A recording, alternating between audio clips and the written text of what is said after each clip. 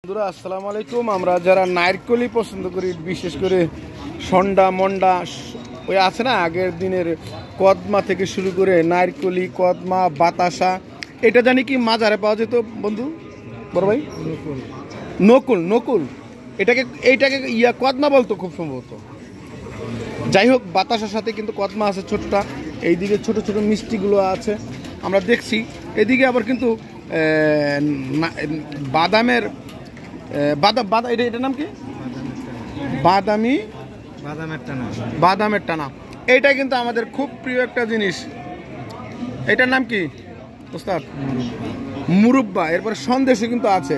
আর এইদিকে এটা সচরাচর আমরা যে তাল মিষ্টি, অত্যন্ত সুন্দর একটি দোকান কিন্তু উনি বানিয়েছে।